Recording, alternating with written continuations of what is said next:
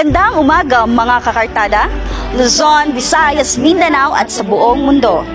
Sa lahat ng kasundaluhan, mga kaibigan at kapatid, isang magandang umaga sa ating lahat. Mga kakartada, mula sa himpilan ng 4th Regional Community Defense Group Reserve Command, Philippine Army, home of the Army Builders. Ako si Kartadang Dul. Ako naman po si Kartadang Rods upang maghatid ng impormasyon tungkol sa iba't ibang aktibidad ng kasundaluhan ng 4th Regional Community Defense Group Reserve Command, Philippine Army. Sa pamumuno ni Colonel Ramil V. Anoyo, Infantry General Staff for Philippine Army. Mapapanood at mapapakinggan ang barkada mo sa Timog Katagalugan na mas kilala bilang Kartada sa pamamagitan ng 4RCDG Rescom Facebook page. Division of our armed forces in continuously professionalizing their line. You will be the next future officer. Kung kayo makakapasa, kayo yung susunod na opisyal ng ating sandatahang lakas ng ating bansa. I am Major Julius Habunal, the Chief Army Recruitment Officer ng Luzon. And we are here for one reason. Magre-recruit po kami ng mga panibagong officers for the Philippine Army. Kaya yung purpose po ng Aro Luzon. Bakit po yung province ng Laguna po ang napili ninyo as a venue po para po sa Absent Police Officer? So, napili namin yung province ng Laguna dahil hindi pa po kami nakapag-conduct ng pre-entry exam dito, ang Armed Forces of the Philippines Service Aptitude Test. So, for so long a time, nandun kami sa Lucena nagka-conduct. And nakita namin dito sa Southern Tagalog, konti yung examinees pero mataas yung passing rate. So, nandito kami para mag-info drive, para lalawak yung reach namin sa kung ano yung kinakandak namin na pre-entry exam for officer candidate course naman.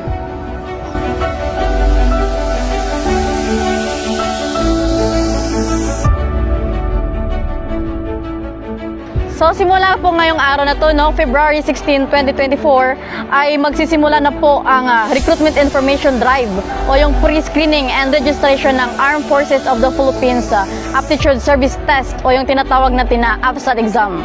Bukas po ito sa lahat ng aplikante, mapa-opisyal man o enlistment, at magaganap ito sa Laguna State Polytechnic University, LSTU San Pablo, Laguna.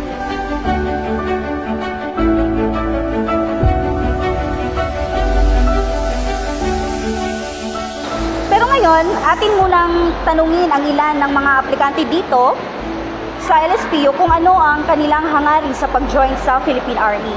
So, magandang araw po sa inyong lahat. Ako po si Jenny Vergara. Mula po ako sa Laguna State Polytechnic University, Los Baños Campus.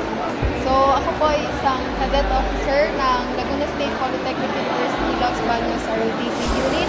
At isa po sa aming mga ginagawa sa ROTC ay ang mag-encourage ng ibang tao. At tulad kami, hindi lang porket dahil kami ay isang cadet officer na ay isa pa din sa mga goals namin ay ang ma-encourage din kami na pumasok talaga sa Philippine Army. And isa yung mga katulad nitong plataformang ito na nakita namin through Facebook na merong mga ganito nga na kailangan may mga applies, and isa siya sa tinignan namin kung pasok ba yung mga qualifications namin, and sana, we're hoping.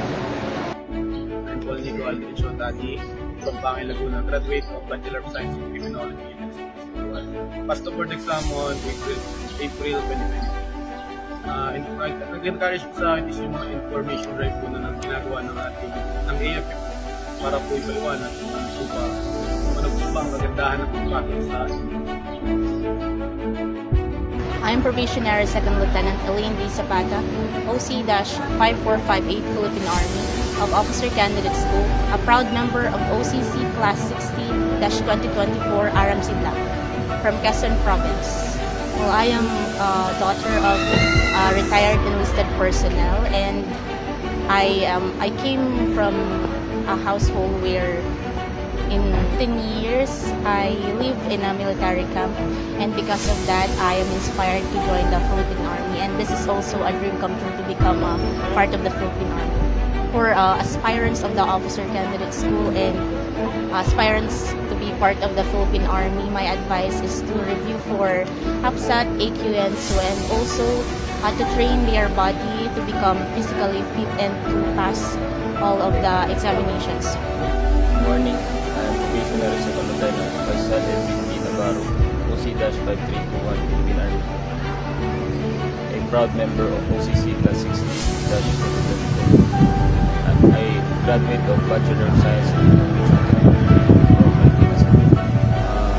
Ang nag-encourage sa akin na pumasok dito sa Philippine Army is I'm a officer dependent, and yun yung nag-urge sa akin na mag-apply sa officer candidate school. Prepare mentally, physically, psychologically, and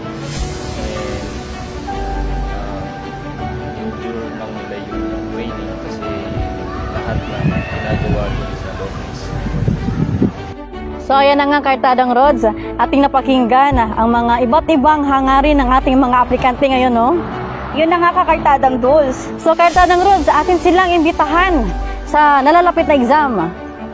So, amin po kayong iniimbitahan sa February 26 to 27, 2024 ay nakaschedule po yung Armed Forces of the Philippines Service Aptitude Test o APSAT exam sa LSPU Main Campus, Santa Cruz, Laguna. So sa February 28, 2024 naman po yung AQE at saka yung SWE na exam. Doon din po ito magaganap sa LSPU Main, Santa Cruz, Laguna.